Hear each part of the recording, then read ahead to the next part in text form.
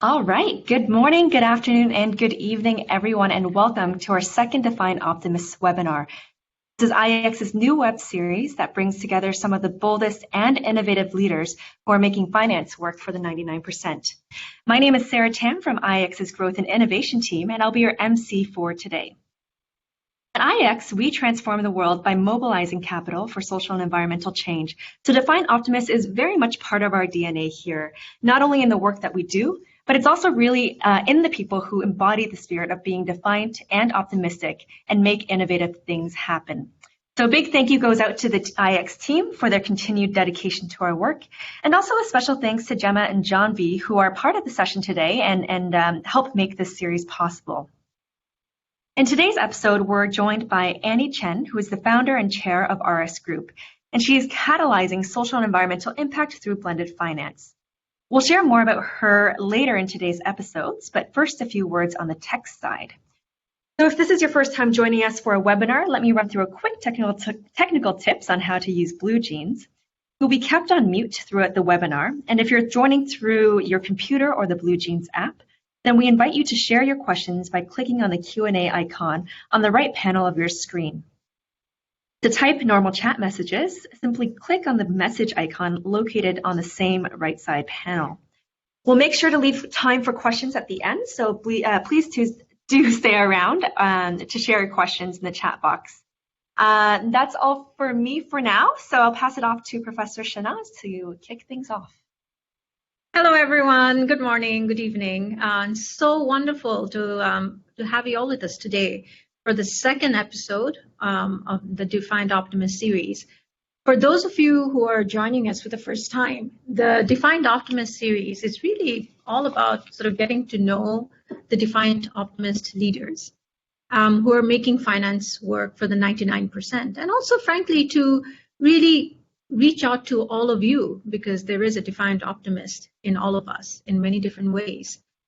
We dig deep into the stories, and we'd like to sort of unearth the wisdom of these leaders so we can make a bigger impact for the world. And it's also a chance for you to talk to them, for you to ask questions and help bring out that Defiant Optimist in you. Now, for us at IEX, Defiant optimism literally is in our DNA. I mean, this is what we're all about. And it guides us through our pillars of work, which is, as all of you know, women, climate, and underserved communities. And it is deeply embedded into all the work we have achieved in the last 12 years. Yes, it is our 12th anniversary next month. So not only we're rolling up our sleeves and doing the work to bring COVID relief, recovery, and resilience, but we're also sharing our best practices and enabling others to do the same with our research and also our advisory work and all the investment that we're unlocking.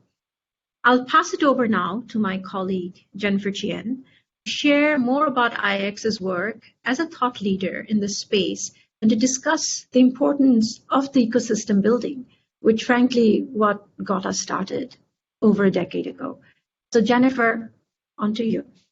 Great. Thank you, Professor Shanaz. And hello, everyone. I am Jennifer Chen from IEX's Research and Advisory team. And it's a pleasure to be here. And I am personally thrilled to share a little bit more about how IEX has approached thought leadership over the years, because it really is a unique practitioner lens world. And this is something that goes beyond my own original discipline in academics or other purely consulting disciplines. So at IEX, Defiant Optimism in part refers to that spirit behind our work to transform a financial system. And to transform a system requires thought leadership. So how are we going to drive forward sustainable investing?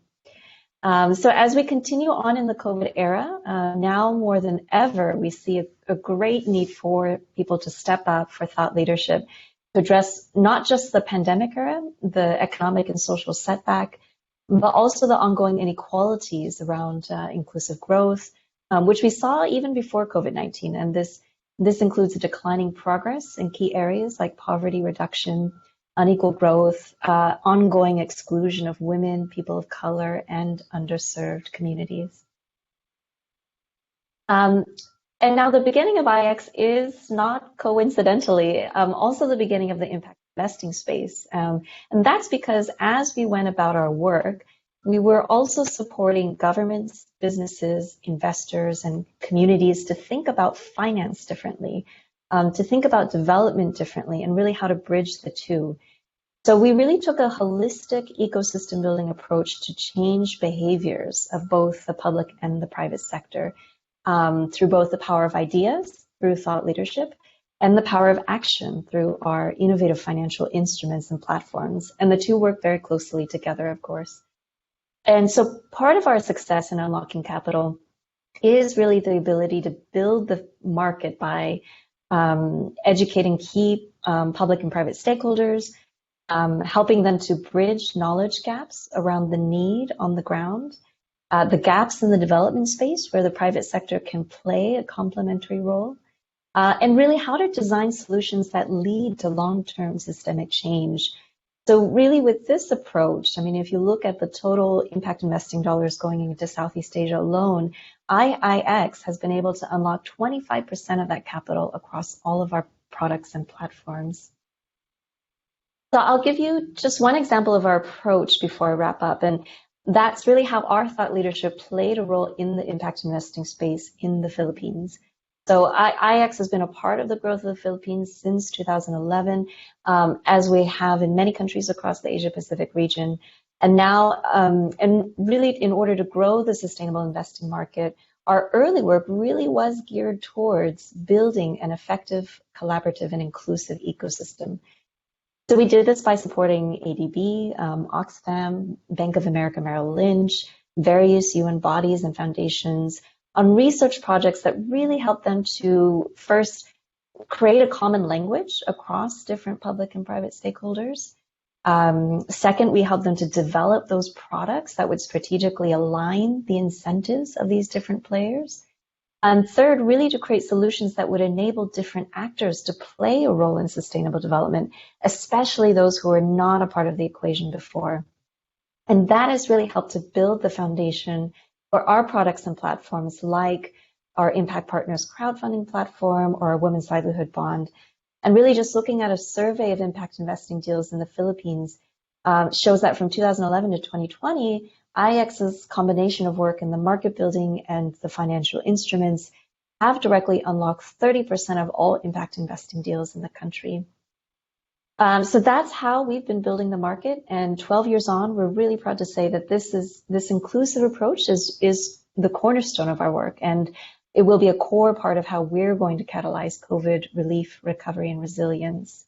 But there's one key difference, and that's now we're taking all of that data captured across our research and our impact assessments, and we're going to continue building the ecosystem through data-driven thought leadership. So we're very excited about what's coming next, and we'll hope you'll stay tuned to be part of the journey with us. So with that, I will hand it back to Professor Shanaz. That was fantastic. Thank you, Jennifer. Thank you for sharing the insights with us. And yes, it has been quite a journey, and it's nice to know that the journey continues. So creating real change requires really a paradigm shift, and it takes a village to come together to make that happen. And I'm a firm believer that our beliefs and our values, guide our action. So we need to ask ourselves, what does it mean to really change a system that works for all? And how do we actually fight the rigidity, of a financial system that really serves the top 1% if we can't even imagine a system that includes everyone? So with COP26 just 9 months away, how can we grow more ambitious in our fight for climate action? But let's not get into that yet. The best part of the challenge is the fact that we can begin right here and right now. And that is why today's session is very special.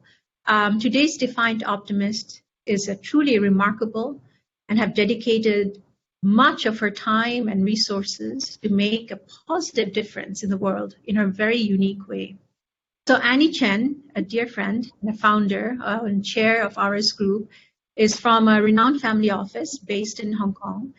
She is an incredible force in propelling environmental sustainability right here in Asia. Again, He started it when it was not cool, so I like to say that, and is heavily involved in developing an ecosystem for sustainability and being an active ESG investor. And he also serves as a director at both the Social Venture Hong Kong and Civic Exchange. I, for one, am extremely excited that Annie has joined us today for today's session and to speak with her about a range of issues that are affecting the world today. So welcome, Annie. Hello. It's wonderful, wonderful to connect.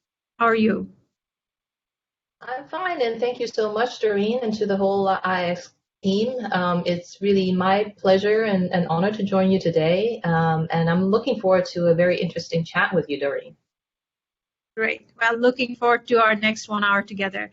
So, Annie, let's get started. I have known you, oh God, over a decade now, and I've seen you sort of, doing this lonely march of, pushing on the agenda of sustainability. So, tell us, what was the defining moment in your career where you had to step up as a defiant optimist? Share that with us. Let's get started with that. I thought about that question for a bit, and I think one episode that I can point to was so when I started really kind of thinking about climate change, right? I was just totally overwhelmed by the sheer scale of the challenge. So many systems would have to change all at once, whether it's, energy source, reducing global consumption, massively, having to change our finance system, our food system. And it just seems so big that for quite a while, I literally was depressed. And I couldn't wait to dig myself out of that depression and then that sense of like, what can I do? Right. Until in 2015, I had breast cancer. And right. I think it was that moment of facing up to my own mortality that actually liberated me by helping me focus more on just the process, on what I can do today, rather than on whether I'm getting to where I want to be in the future. I think from that moment on, I just decided not to worry about it, right? And became more optimistic through just doing what I feel is needed to be done every day, and it actually becoming more engaged through the action and made me more hopeful.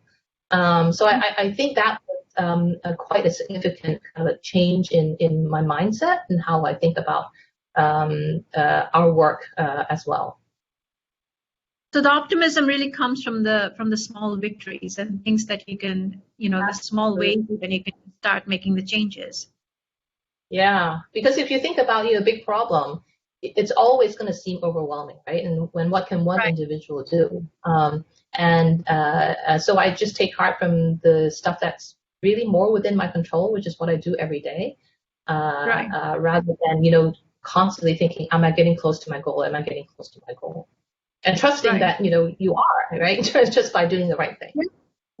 Yeah, just one step at a time. But I think stepping back to the bigger picture, because you have been, even with that one step at a time, you are one person who has been able to go closer to the goal. So, so how has sort of your career trajectory, has sort of shaped in all of this, or has it really been that just going after the personal passion?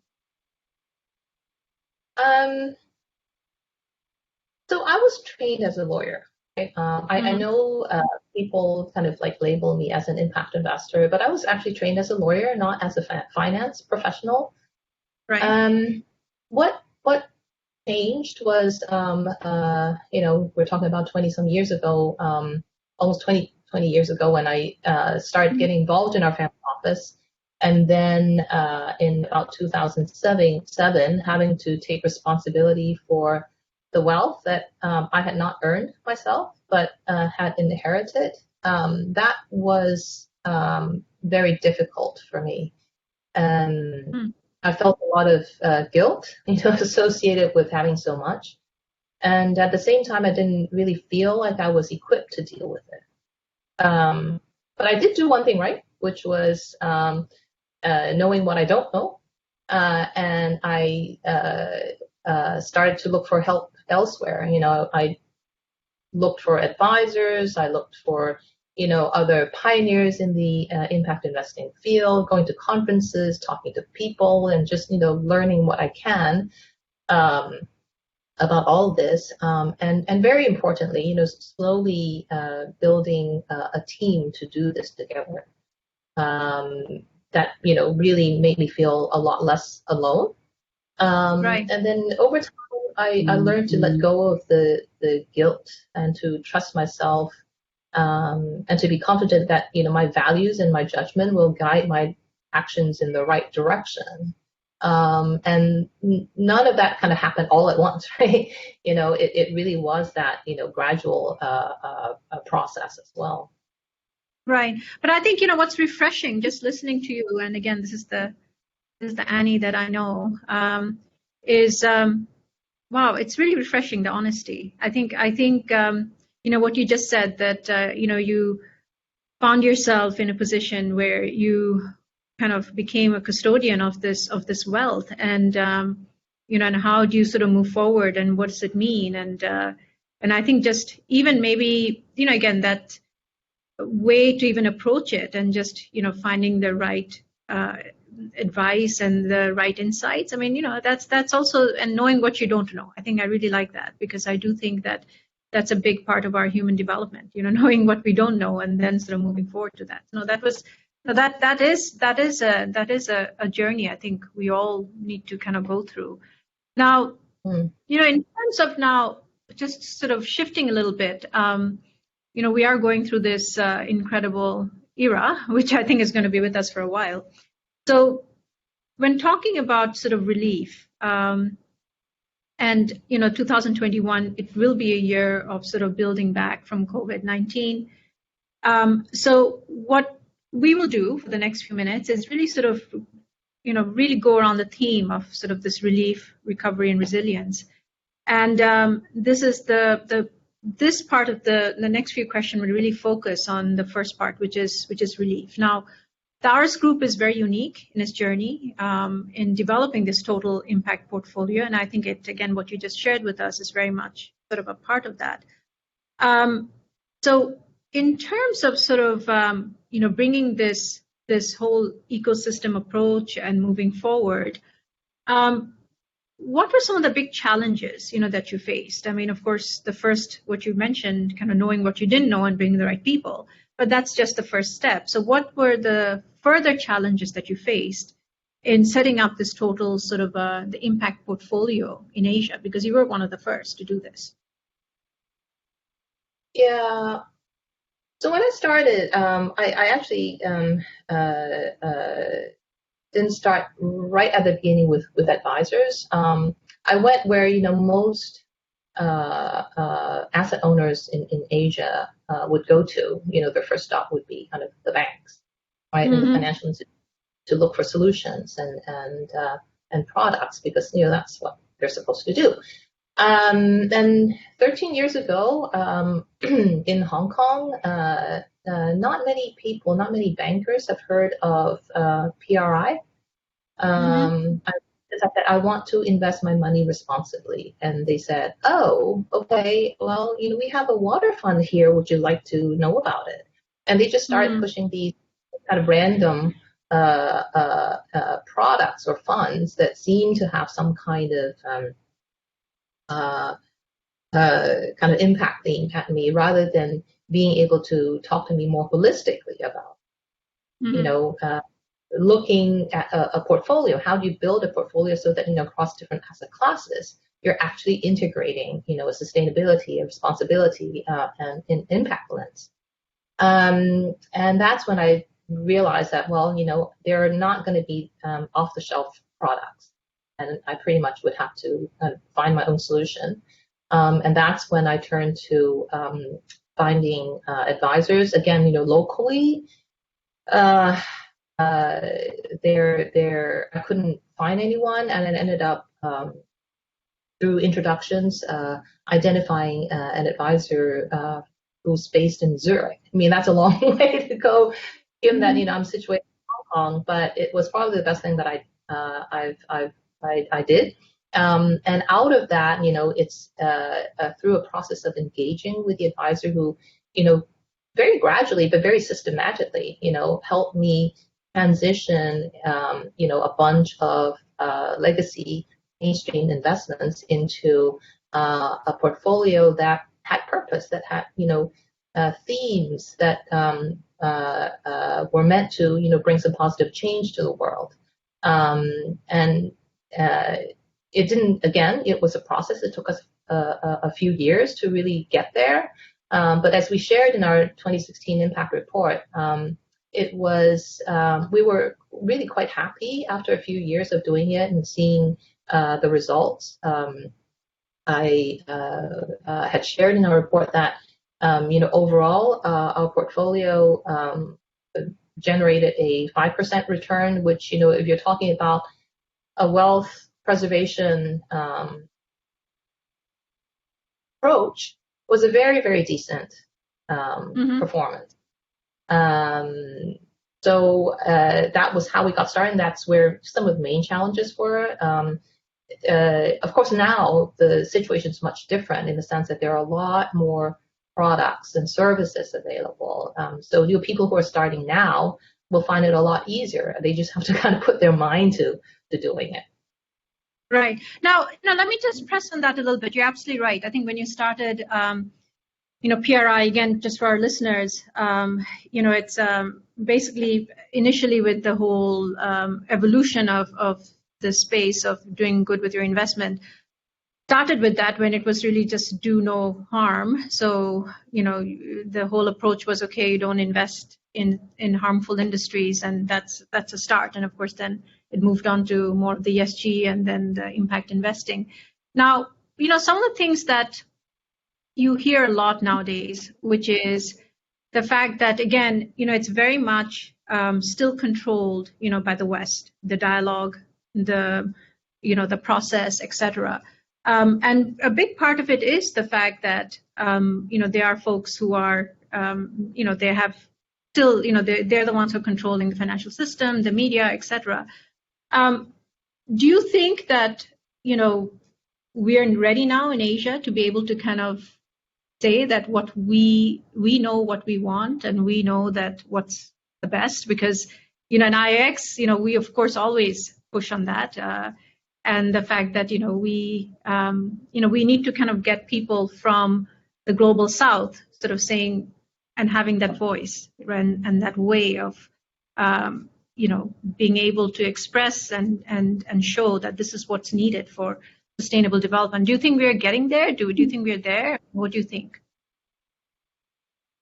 I think there is definitely movement in the right directions, and thanks in no small part to people like yourself and organizations like IIX who are doing the heavy lifting and the hard work of creating the products, creating the space, so that people who want to do it will have a means, right, to engage. I hear you. In our experience of engaging with local investors in Hong Kong, there are many who are very eager to deploy their capital. But I think, again, the choices are out there, but I think people just have very specific ideas of what they want to do. And so they want to pick very carefully, like the right one for them. And I also have to say that in Asia, in Hong Kong, well, I don't know about the rest of Asia, but certainly in Hong Kong, where it's a very financially driven place, a money-driven place, I think it's very difficult to shake that whole thing about financial performance. Now, I don't think this is the place to kind of get into a long argument about, what is market return, what is the right return. It can get almost, very philosophical.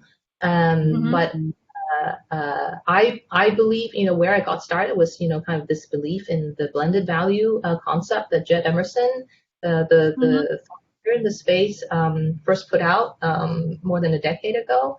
And I think it is embracing that whole blended value concept and recognizing that you have to kind of place the financial performance in its right place, right? Compared with all of the other value creation or destruction that goes along with, whatever venture, whatever investment that you're making, and seeing it and saying, well, how important at the end of the day is that financial return to me, and what does this particular investment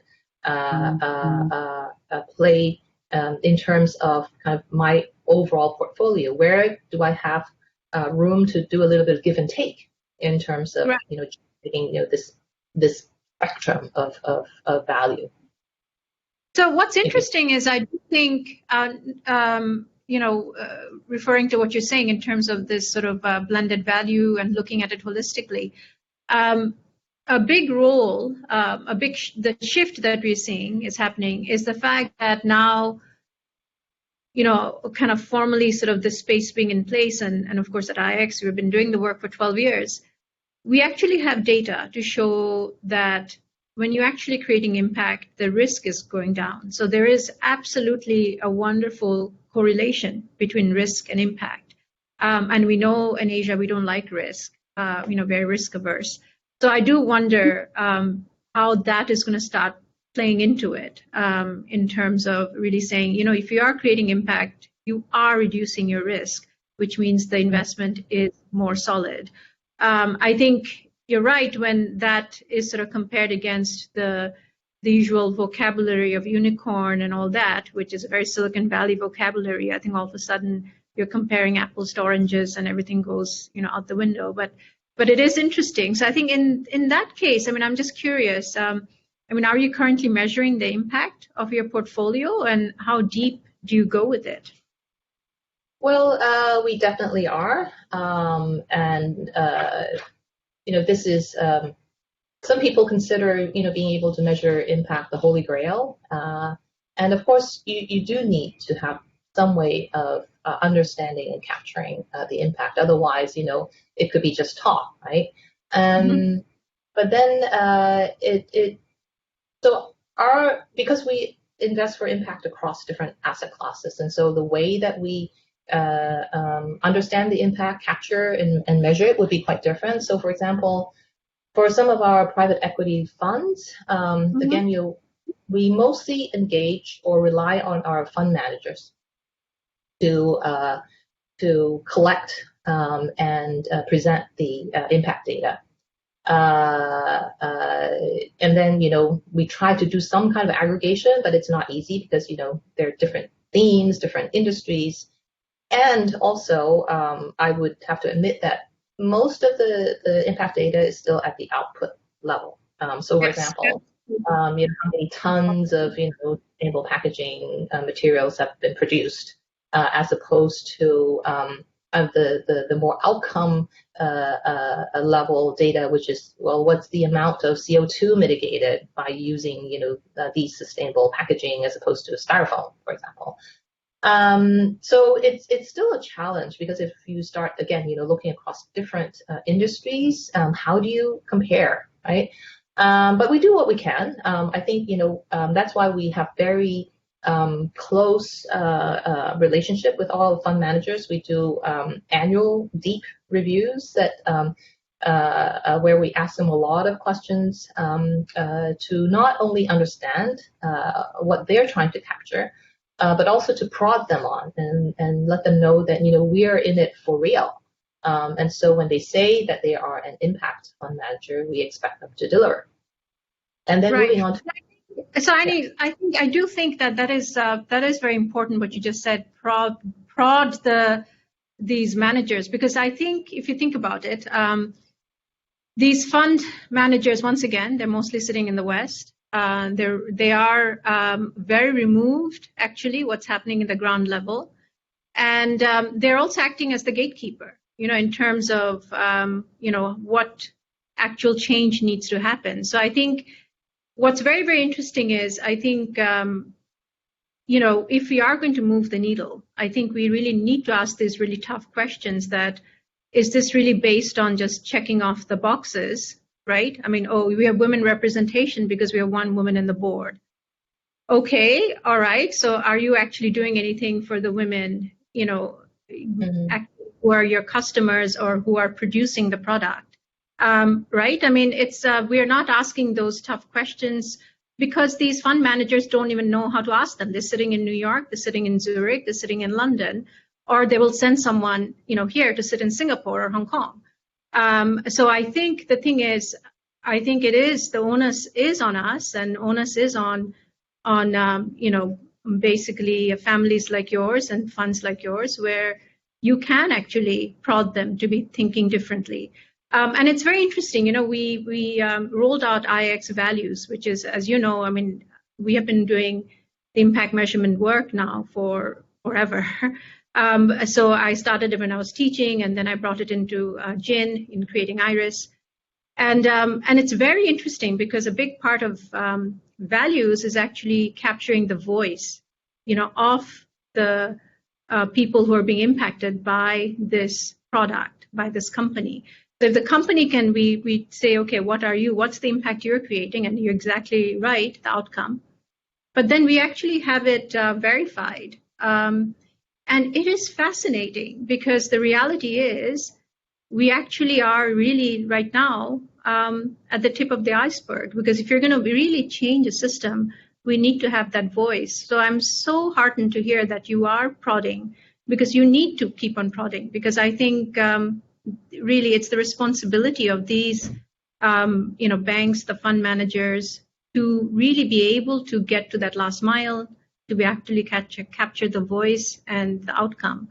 And it just, I don't know. I mean, I don't know what you think about it, but again, I do feel sometimes that, the whole world, the whole concept of impact investing now is really sort of saying, okay, how can we talk about the bigger and bigger dollars without really sort of saying what is the impact that's being created? I mean, how do we shift that? How do we actually shift that? What's your thought on that? Well, my philosophy in life is that we only really have control over ourselves. We can't really control other people. And so, what we've chosen to do is to put our money where our mouth is, and to, this whole thing about engaging with our managers, it's holding them accountable, certainly, but it's also holding ourselves accountable. And we treat each one of these conversations as a way to learn on both sides, right? It is by digging deeper into, what do we mean by impact? Does this jive with, why we went into this investment in the first place, et cetera, that, we can improve and maybe start learning to see perspectives that, we weren't aware of before, blind spots, et cetera. So it's not enough to kind of just do your own little thing in your room, right? It is, I think, at this point in time, still very important to engage, exchange, and build knowledge, and importantly, share it out, which is, something that you guys do very well. I mean, I can't overemphasize, how important the field building work that you guys are doing, how big of a contribution it is. I mean, right now it may seem from where you sit to be still, an uphill battle, right?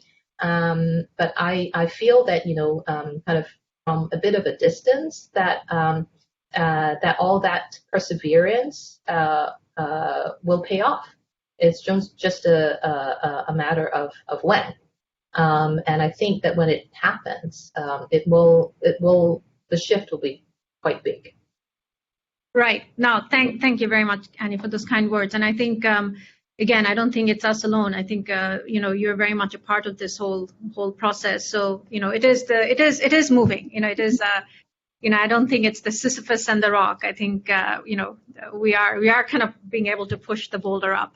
So with that, let's move to the recovery side. And I think, we are, as we started off the talk, I mean, we are where we are now with what's happening in the world. So how do you see the ecosystem, for sustainable finance or impact investing really playing a role in financing the COVID recovery in the emerging markets? I mean, again, there's been a lot of talk, but how do you see all that shaping up?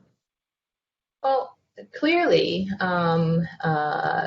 impact investing has a crucial role to play in this whole recovery process. From supporting Green New Deal type, initiatives that are being advocated in many places, to just doing what you guys have been doing, for example, and we've been doing, which is providing capital to all kinds of innovation that creative, passionate entrepreneurs who want to make a difference are putting out there. So it's continuing on what we've been doing. But as the world wakes up to kind of all these issues and challenges that maybe up until recently it hasn't really entered into our consciousness. I think there's really no turning aside given what happened in recent years and certainly with COVID. I think that's actually created a space for more people to stop and think about, well, clearly we need to change, right? But how do we change? And this is where pioneers like yourself and other impact creators come in, because you're already demonstrating what are some of the options that they can do to kind of change the old way of doing things. So it's so important. Right. And I think, I mean, you're very right. And I think, it's that shift of, again, thinking about, okay, if I'm going to get the vaccine or not, to thinking, well, the reality is if I get the vaccine and others don't, we're not going to get out of this. So getting the COVID vaccine to everyone, frankly, is a global priority. But what comes next, and in the long term, also how recovery sort of depends on the global response to climate change. And again, I think also climate change in some ways is a beautiful kind of poetic metaphor in the sense that, again, with the vaccine and climate change, I think we've been thinking, oh well, it's my backyard is okay, so I don't have to worry about anything else. So I do think that it is in a weirdly beautiful ways. I think it's sort of bringing us all together in thinking that we have to think of others while we do our own part. And I think even before the pandemic started, there was a funding gap, such a massive one, right, for SDG of what 2.5 trillion, and it would change, whoever was talking about it. And of course now there's no number, I think, because it's like literally like where do you even start? But I think what's interesting is really going back to that. What can you do, with your part individually, just to sort of keep at it? And I think what you're saying, I think it's overwhelming if you think about the enormity of it all. But I think doing the small parts, and I think that's why when we did sort of the Livelihood Bond, we did 1, 2, and 3 now, so over $50 million so far. And it really was focused on sort of saying women empowerment, climate action, COVID relief, which our latest one was. And I think what was interesting for us to see was the fact that you're absolutely right. Yes, now, combined, we have now impacted a couple of million women's lives, creating livelihood, etc. But there's so much more to do. But it's nice to sort of be able to do this small part. Now, RS Group has been, you kind of were steadfast, in terms of really your work with climate. And I think that is wonderful because, again, we in Asia, I think we have been very slow, on the climate side. And you've been working with the public policy think tanks and the civil exchange, et cetera, and funding research. How can you see that the work that you're doing, plus bringing in the whole notion of innovative finance, how can we actually then pull that climate work and empower the communities, who are most affected by climate change? I mean, how do we bring it from that policy level to now the ground level? And what is sort of your thought around that in the work that you're doing and financing? Well, I think you should be answering that question because you're the guy who came up with the women livelihood bonds, and being very focused about making that impact on the ground happen, so that it doesn't stay just at a level of just talking about, oh, how am I going to deploy X million of capital, kind of like, which is kind of like a financial level talk. You're really kind of creating this pathway for the flow of capital to where on the ground this is really needed. But I suppose I can talk a little bit about some new initiatives that we are engaged in that has to do with climate. But before we go there, I would also just say this is kind of at the intersection of your question about how we measure our impact and how holding ourselves accountable. We are making more of an effort to apply a strong climate lens to our own portfolio again, right? I mean, we did divest, join the divest invest movement in 2013. But at that point in time, we screened out mostly, direct oil and gas industries. But now we're, aiming to take a much deeper look. So we're planning to actually engage maybe an ESG analytics provider to measure how much of our public portfolio, for example, is contributing to climate change mitigation by looking at revenue exposure of underlying companies. This is still early stage, and we hope to have some learnings from there to share with other investors. And then I may be jumping the gun a little, but I do want to talk a bit about our Asia Natural Capital Design Funding. Yeah, yes, I was going to ask you about it because yes, this is the work that you gave $3 million on grant funding to Convergence, and just for everyone else on the call, Convergence is an intermediary based out of Canada, right? They're Canadians, or at least they were funded initially by the Canadian government, and so they're supposed to sort of mobilize more private sector capital. So yes, I am extremely curious to know what they're mobilizing, because it's interesting. We did, for transparency's sake, we actually have applied several times to work with Convergence, and we have been turned down. So I'm curious to hear, what you're doing, with them right now, and what they're doing to catalyze. Yeah. So at the beginning, we were just thinking that let's deploy really more impact risk capital into conservation, right? But from the research that my team did, we realized, and we wanted to focus on Asia, which is important for many reasons. But out of that research, we realized that there weren't that many projects that are ready for investment, and that prompted us to go upstream a little, and that's how we engage with Convergence, which is a specialist in blended finance. And the idea, in short, is to use grant funding to support the design of catalytic blended finance solutions that are finding ways to enhance and protect the world's stock of natural assets, water, land, soil, air, plants, animals. And we started doing this, we launched in late 2019. So we've already done cycles of review.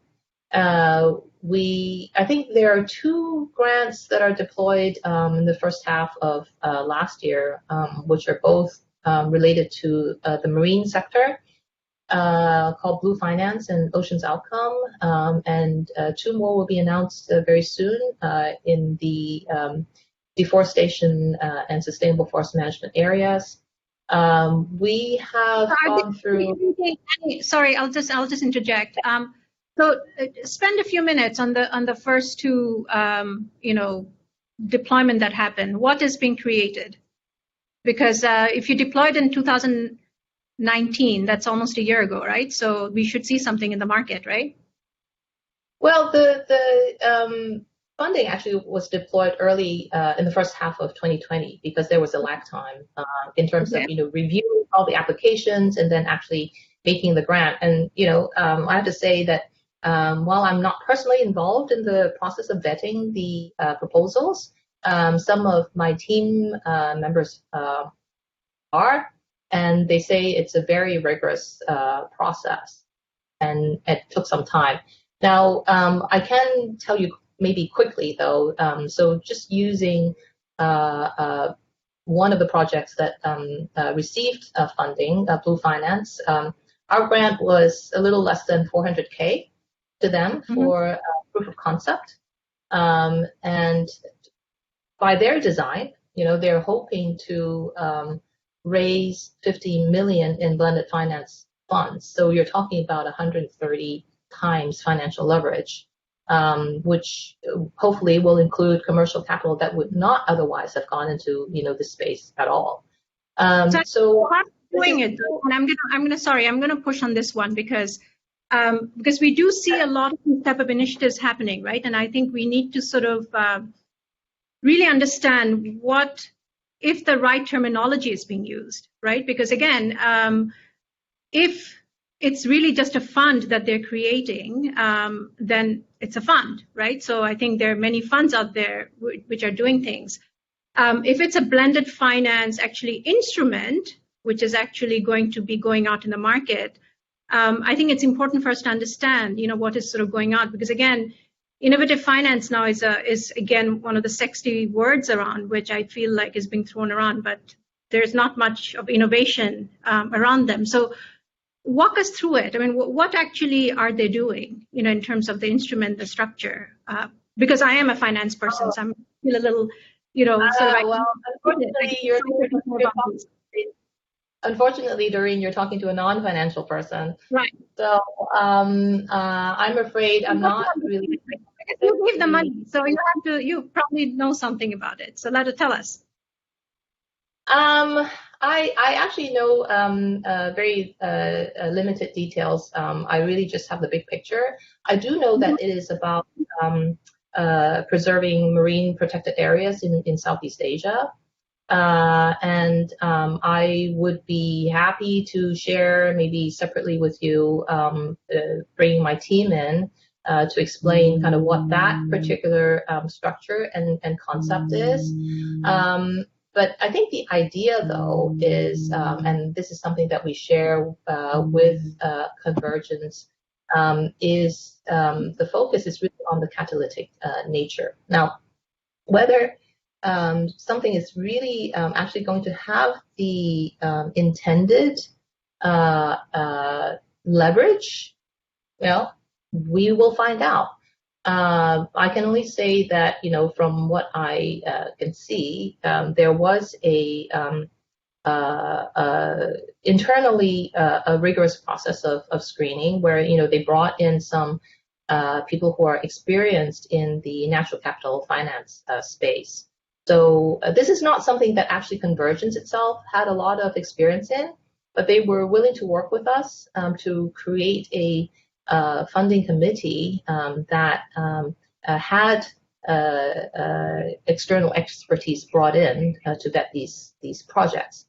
So right. We're hoping, this is still, I know this is supposed to be a 3-year thing, and we're kind of like, a year into it.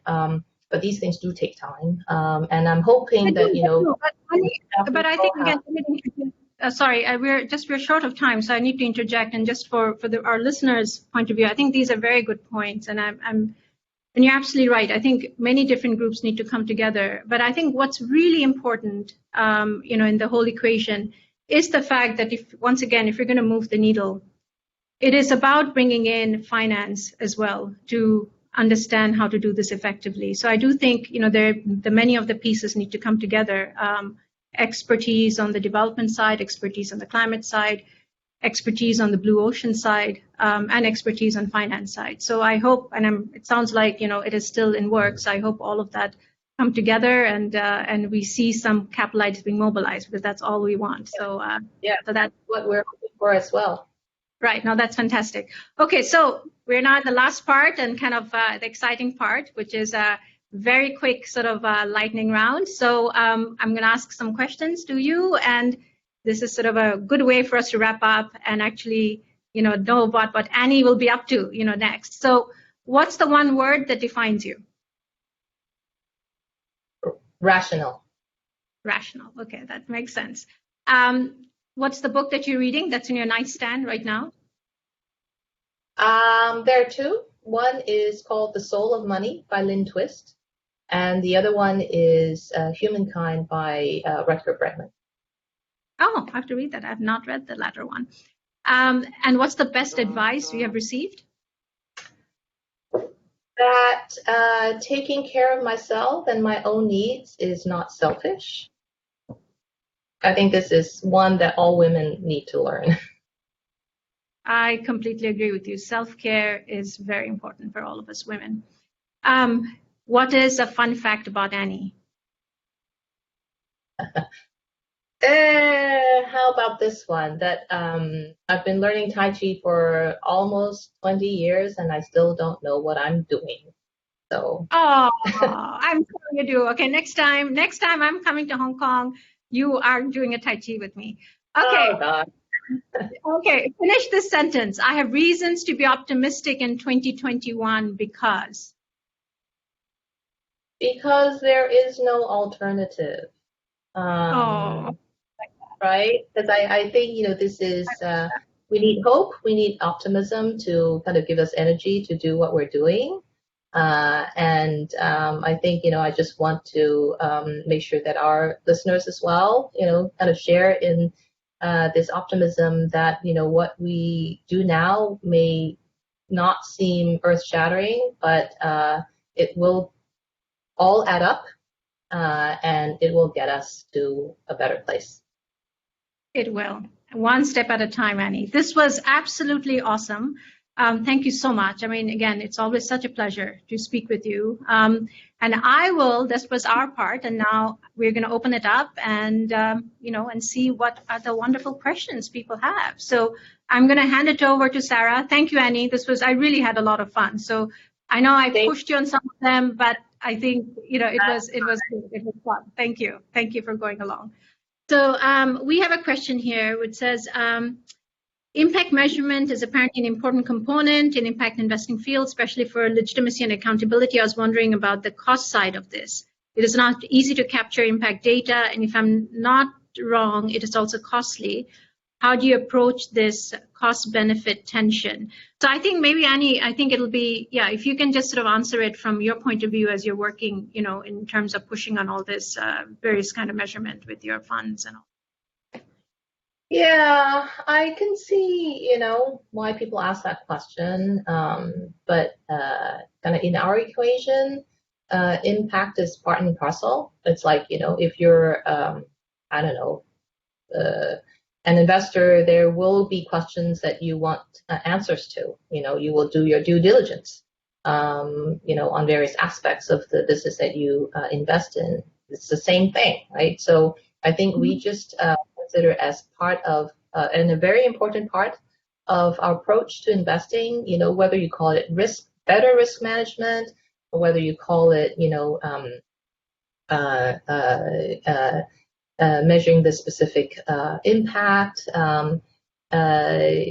They're all just components of, making good, sound investment decisions. And then I think it's because we also define our return to include not simply the financial cost-benefit analysis, but the impact, which is the other types of value creation that isn't captured on a balance sheet or on a profit and loss statement. So if you actually look at your returns holistically, then the process of what you need, the efforts that you need to put in to capture all of that would have to be commensurate. So that's how I would answer that question.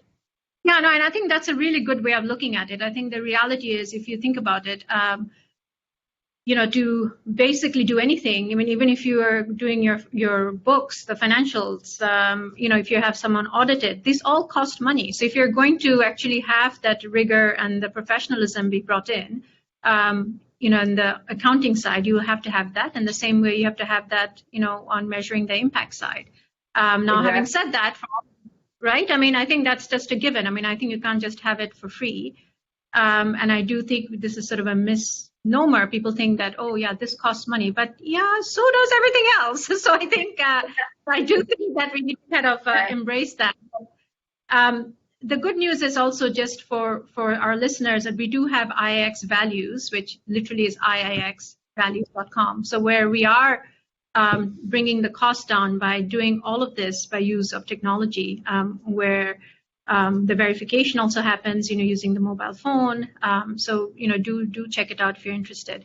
Now, there is a question here that Frederick brought up, which is very interesting, Annie, which says, a very interesting point made by Doreen on lower risk evidence by portfolio of impact-driven companies. Do both of you see this translate in lower cost of borrowing? So I will sort of start that, and I'm curious to kind of hear your thoughts on this as well.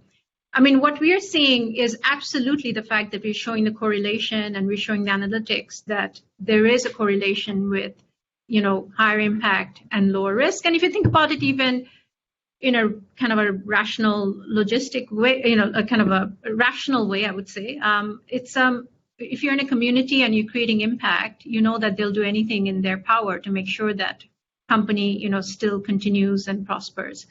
And again, we do see that translated into the financial return as well. In terms of the cost, is it going to become lower? At least for us, what we are seeing is we are seeing that slowly with some of our products. And as a matter of fact, we're seeing that on the Women's Livelihood Bond for sure. And what we're doing now is we have embarked into a project with actually the Standard Chartered Bank, where we literally want to sort of test this out, that if we can actually show the correlation with higher impact, low risk, and if that's going to actually then be lower interest rate, that the bank will make it as a part of the risk, allocation. So anyway, so stay tuned. But I am curious, Annie, on your thoughts. I mean, what are you seeing this sort of correlation with risk and impact, with your portfolio? I do think that the risk, depending on the asset class, you also assess risk differently, right? So I think this Frederick's question maybe relates directly to impact investing, which I would kind of like categorize in the more private equity side. So we don't do enough of it to kind of like, really have data points. But I'm really interested in what Doreen shared, and I'm going to kind of do a little bit more reading up on it to see kind of this correlation that, in your experience, you've observed. So that's interesting. Okay, Annie. So we'll end up with one last question with you, and I know we are now running out of time, but I think it'll be good to sort of end with this. Where one of our listeners asked, how does the darus Group determine which project or initiatives to bring on and support as a part of the total impact portfolio? And I know you answered it, throughout the hour, but it'll be good to sort of as a wrap up, in terms of kind of looking forward. Well, maybe I can share briefly here that I'm actually thinking of kind of winding down the kind of this part of our journey. We're actually into a second phase. I define our first phase as transitioning our portfolio from a mainstream kind of bag of investments to a portfolio that has integrated sustainability and impact elements. Our second phase is about channeling. Now that we've proven or demonstrated that it is possible to have a diversified portfolio and still going to have it perform well on various measures, not only the financial. we decided, well, it's time for us to kind of do some more focused impact-driven work, and hence, the focus on climate change. I talked about the natural capital design window, which is part of a bigger natural capital initiative. So we are quite squarely focused on climate change, and particularly climate mitigation through conservation. So that's where our focus will be for the next couple of years. Great. Well, thank you, Annie. And I think it is good to hear that the transition is happening. Again, I do think that we do need to have a big focus in Asia on climate, and you have been a leader on that. So thank you for that. And thank you, really. I mean, this was really refreshing. It's always nice to have a very candid, open conversation. So thank you for indulging us with that. Not at all. It's an honor and pleasure to talk to you as always. Right. Well, thank you, Annie. And I will actually now hand it over to Sarah. But before I do that, again, a very, very, very warm, sense of gratitude and thank you to Annie, who has been a big supporter of ours throughout this decade. And a big thank you to the team. And speaking of the team, I'm going to hand it off to Sarah, and she's going to wrap up. And I'll see you all next month. And again, have a good one, Annie. Happy New Year. Happy New Year, everyone. Great. Thanks all for joining us. And so sorry for the tech difficulties earlier, but I'm here now and ready to give some updates. So that wraps up today's episode with Professor Shehnaz and Annie Chen. Just 3 announcements from me. Number 1, if you're interested in seeing what kind of Defiant Optimist you are, our team will be sending out a Defiant Optimist email later this afternoon or tomorrow, depending on where you are, and you can actually go through and take the test to see what kind of Defiant Optimist you are. Second, a number of you have joined us today through the annual membership package. This gives you access to all 9 sessions, the live Q&A, the discussion, a digital badge as well, and also future discounts on any IX Institute course or masterclass. So if you are interested in this package or want to learn more, again, feel free to reach out to my team. We're always ready to help and assist. And finally, we do have a fantastic lineup ready to go for the next few episodes of Defiant Optimist. You can already register for our next session, and we will be having Anita Bhatia, who is the Deputy Executive Director of UN Women, and she'll be speaking with us next month in March during International Women's Day. So stay tuned and please do join us for that. That's all the updates from me for now, and I wish you guys a great evening, great day, and a wonderful afternoon ahead. So thank you again for joining us, and see you next time. Bye.